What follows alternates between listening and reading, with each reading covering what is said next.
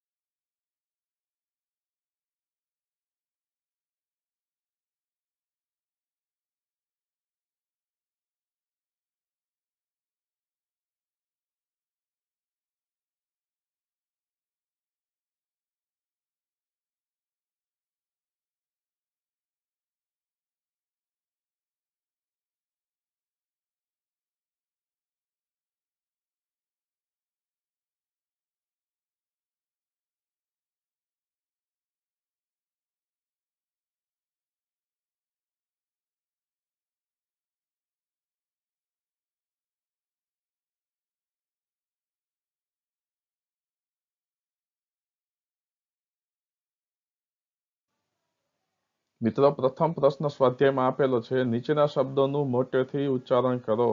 અહીં તમને જુદા જુદા શબ્દો આપવામાં આવેલા છે, એ તમારે શુદ્ધ ઉચ્ચારણ કરવાનું છે. પ્રથમ શબ્દ છે ઉત્તિષ્ઠામિ, ઉત્તિષ્ઠામિ. બીજો શબ્દ છે ષડ્વાદનતઃ, ષડ્વાદનતઃ. ત્રીજું છે દંતધાવનમ, દંતધાવનમ. તદનંતરમ, તદનંતરમ. જનન્યા, જનન્યા. વાર્તાલાપમ, વાર્તાલાપમ. તો આ રીતે તમારે આ શબ્દોનું શુદ્ધ ઉચ્ચારણ કરવાનું છે.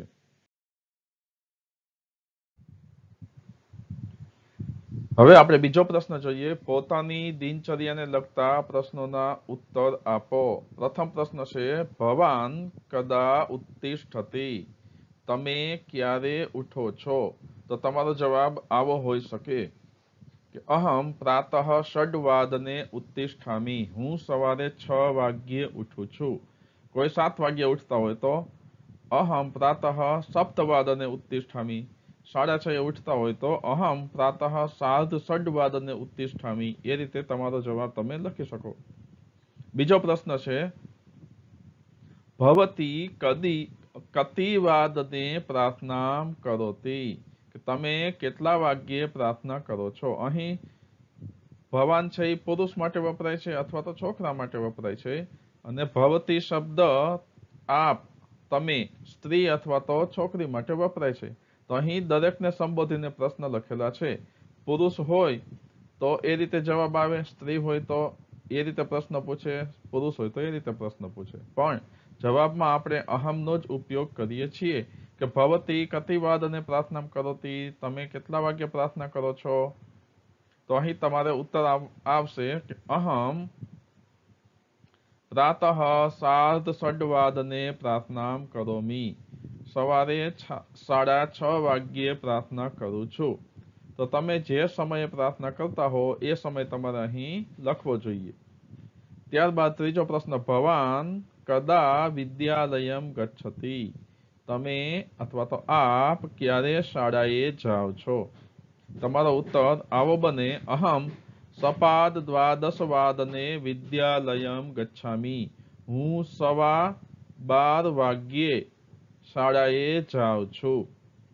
હવે તમારો સમય 12:30 થી હોય તો તમે 12:15 ઘરેથી નીકળતા હો. એ રીતે સપાદ દ્વાદશવાદને. કોઈનો સવારનો સમય હોય 7:30નો તો સપાદ સપ્તવાદને વિદ્યાલયમ ગચ્છામિ.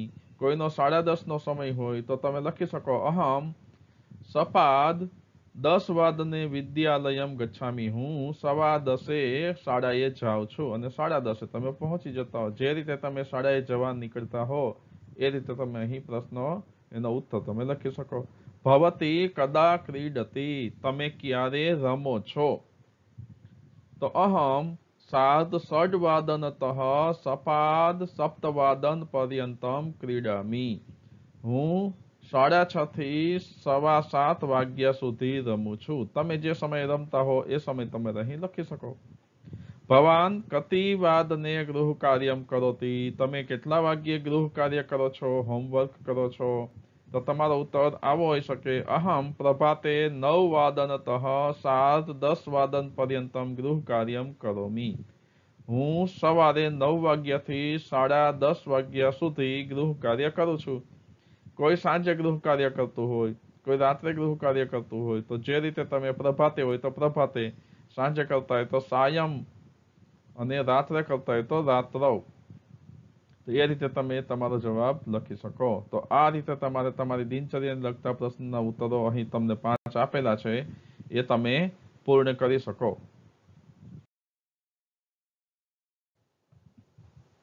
મિત્રો, હવે આપણને ત્રીજો પ્રશ્ન આપેલ છે, કોષ્ટક પરથી વાક્યો બનાવો. એમાં અ વિભાગમાં છે પ્રાતઃ, મધ્યાહ્ને, સાયમ અને રાત્રવ. બ વિભાગમાં છે ષડવાદને, 9 વાદને, દ્વાદશ વાદને, ષડવાદને, સપ્તવાદને, અષ્ટવાદને, 10 વાદને. એ જ રીતે ક વિભાગમાં અલ્પાહારમ, ઉત્થાનમ, પઠનમ, ભોજનમ, કથાશ્રવણમ, અધ્યયનમ અને શયનમ. આ કોષ્ટકો પરથી આપણે વાક્ય બનાવવાનું છે. પ્રથમ વાક્ય આપણું આવી રીતે બને, અહમ પ્રાતઃ ષડ્વાદને ઉત્થાનમ કરોમી. હું સવારે 6 વાગ્યે ઉઠું છું. અહીં તમે જોઈ શકો છો ષડ્વાદને અને અલ્પાહારમ, 9 વાદને ઉત્થાનમ. તો આમાંથી યોગ્ય વિકલ્પ યોગ્ય રીતે આપણે પસંદ કરવાનો છે. તો 9 વાદને ઉત્થાનમ એ રીતે બની શકે નહીં. હવે બીજું વાક્ય કેવું બનશે? અહમ પ્રાતઃ 9 વાદને અલ્પાહારમ કરોમી. એવું વાક્ય આપણે બનાવી શકીએ. ત્યારબાદ મધ્યાહને 12 વાદને પઠનમ. તો વાક્ય આપણું બનશે અહમ મધ્યાહને 12 વાદને પઠનમ કરોમી. ત્યારબાદ સાયમ અહમ સાયમ ષડ્વાદને કથા શ્રવણમ કરોમી. ત્યારબાદ અહમ સાયમ સપ્તવાદને ભોજનમ કરોમી. અહીં પણ તમે જોઈ શકો છો આ બે શબ્દ છે એને આપણે યોગ્ય રીતે મૂકવા જોઈએ. ત્યારબાદ રાત્રાવ અષ્ટવાદને અધ્યયનમ કરોમી. રાત્રાવ 10 વાદને શયનમ કરોમી. તો આ રીતે આપણે કોષ્ટક પરથી વાક્યો વ્યવસ્થિત રીતે બનાવવા જોઈએ. ત્યારબાદ પ્રશ્ન ચોથો આપેલ છે, ચિત્ર જોઈને સમય નોંધીને વાક્યો લખો. અહીં તમારે ચિત્ર જોવાનું છે અને કયા સમય પ્રમાણે શું ક્રિયા થતી હોય એ લખવાનું છે. તો આપણું વાક્ય આવું બની શકે કે બાલાહા સાયમ સાર્ધષડવાદને ક્રીડંતી. બાળકો સાંજે 6:30 વાગ્યે રમે છે. ત્યારબાદ બીજું ચિત્ર આપેલું છે, એમાં બાળક છે એ પથારીમાંથી ઉઠે છે, મતલબ કે પોતાને જાગી જાય છે. તો વાક્ય આવું બનશે, બાલક પ્રાતઃ ષડવાદને ઉત્તિષ્ઠતિ. બાળક સવારે 6 વાગ્યે ઉઠે છે. ત્યારબાદ આપણને એક ઉદાહરણ આપેલું હતું, છાત્રાહ એકાદશ વાદને પ્રાર્થનામ કુર્વંતી. એ રીતે આપણે વાક્ય બનાવવાના છે. તો આ ચિત્ર જોઈને તમે જોઈ શકો છો બાળકો છે એ દૂરદર્શન જુએ છે, ટીવી જુએ છે. તો વાક્ય બનશે બાલાહા બાલિકાહા ચ રાત્રૌ 9 વાદને દૂરદર્શનમ પશ્યંતી. બાળક અને બાલિકા, છોકરા અને છોકરીઓ રાત્રે 9 વાગ્યે દૂરદર્શન જુએ છે. ત્યારબાદ વાક્ય આવું બનશે, બાલાહા બાલિકાહા ચ સપાદ 12 વાદને વિદ્યાલયમ ગચ્છન્તિ. બાળક એટલે કે છોકરો અને છોકરીઓ, છોકરા અને છોકરીઓ સપાદ 12 વાદને 12:15 વાગ્યે વિદ્યાલયમ ગચ્છન્તિ શાળાએ જાય છે.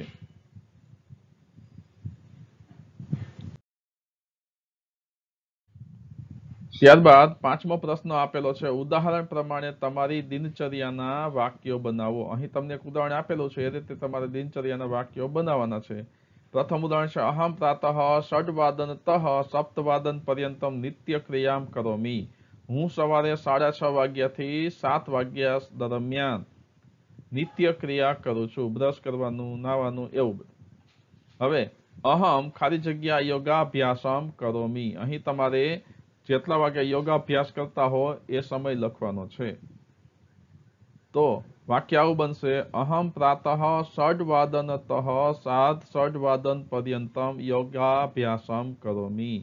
6:30 વાગ્યાથી 6:30 વાગ્યા દરમિયાન યોગાભ્યાસ કરું છું. અહમ પ્રાતઃ 9 વાદનતઃ સાર્ધ 9 વાદન પર્યંતમ પ્રાર્થનામ કરોમી. અહમ પ્રભાતકાલે 9 વાદનતઃ સાર્ધ 9 વાદન પર્યંતમ અધ્યયનમ કરોમી. અહમ સાયં ષડવાદનતઃ સપ્તવાદન પર્યંતમ મિત્રૈઃ સહ નદી તટે ભ્રમણમ કરોમી. તો હું સાંજે 6 વાગ્યાથી 7 વાગ્યા સુધી અથવા તો દરમિયાન મિત્ર સાથે નદી કિનારે ભ્રમણ કરું છું. તો આવું તમારું વાક્ય, દિનચર્યાના વાક્યો છે એ તમે બનાવી શકો. હવે ત્યારબાદ પ્રશ્ન 6, ઉદાહરણ પ્રમાણે વાક્યો બનાવો. તમને બસનું સમયપત્રક આપેલું છે, અહીં રૂટ આપેલો છે, આગમન એટલે આવવાનો સમય, નિર્ગમન એટલે જવાનો સમય. ઉપલેટા જામનગર 9 વાગે આવે છે, 9:10 ઉપડે છે, જાય છે. તો વાક્ય ઉદાહરણમાં આપણને આપેલું છે, ઉપલેટા રાજકોટ લોકયાનમ 9 વાદને આગચ્છતિ એવ 9:10 વાદને ગચ્છતિ. હવે આપણે એને સંસ્કૃતમાં આ રીતે લખવાનું છે. જેમ કે આપણે અહીં પોરબંદર અમદાવાદ 10:10 આવે છે અને 10:20 ઉપડે છે. તો 10 અને 10 વાદને આવે છે એટલે આપણે બોલીશું 10:10 વાદને. અને 10:20 વાગ્યે જાય છે એટલે 20:10 વાદને. તો આપણું વાક્ય આવી રીતે બનશે, પોરબંદર અહમદાબાદ લોકયાનમ 10:10 વાદને 10:10 વાદને આગચ્છતિ એવમ 20:10 વાદને ગમિષ્યતિ. અહીં તમે અંગ્રેજીમાં પણ સમય લખી શકો અને સંસ્કૃતમાં પણ લખી શકો. તમને જે અનુકૂળ હોય એ અંકમાં તમારે અહીં સંખ્યા લખવાની છે. શબ્દ મતલબ સમય અંગ્રેજી અથવા તો સંસ્કૃતમાં લખવાનો છે. ત્યારબાદ બાટવા વડોદરા, તો તમારે 12:15 વાગ્યે આવે છે, 12:30 જાય છે. તો બાટવા વડોદરા લોકયાનમ સપાદ 12 વાદને 12:15 વાગ્યે આગચ્છતિ એવમ 12:15 વાદને ગમિષ્યતિ 12:30 વાગ્યે જાય છે. ત્યારબાદ જામજોધપુર જસદણ, તો 15:05 આવે છે અને 15:10 જાય છે. એટલે 15:05 એટલે આપણે 3:05 થાય અને 15:10 એટલે 3:10 બપોરનો સમય થાય છે. તો આવી રીતે વાક્ય તમારું બનશે, જામજોધપુર જસદણ લોકયાનમ 5:15 વાદને આગચ્છતિ એવમ 10:15 વાદને ગમિષ્યતિ. ત્યારબાદ કોલકી ધોરાજી 16:30 આવે છે. 16:30 એટલે 4:30 થાય અને 16:45 એટલે 4:45 એટલે કે 4:45 થાય. તો સમય તમારો આ રીતે વાક્ય તમારું બને, કોલકી ધોરાજી લોકયાનમ 7:16 વાદને આગચ્છતિ એવમ 35:16 વાદને ગમિષ્યતિ. તો આ રીતે તમે અહીં ઉદાહરણ મુજબ વાક્ય છે એ બનાવી શકો.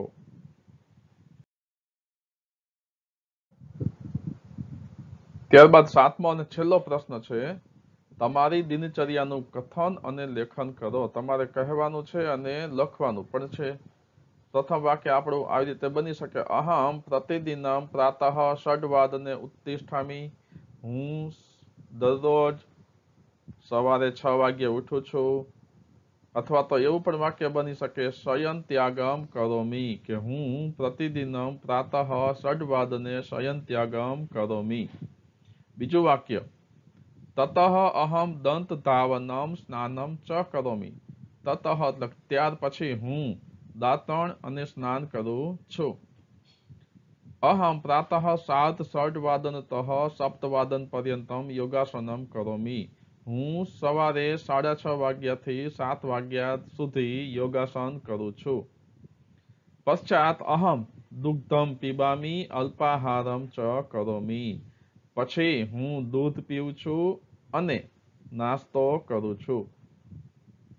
અહમ પ્રાતઃ 9 વાદનતઃ 10 વાદન પર્યંતમ અધ્યયનમ કરોમિ.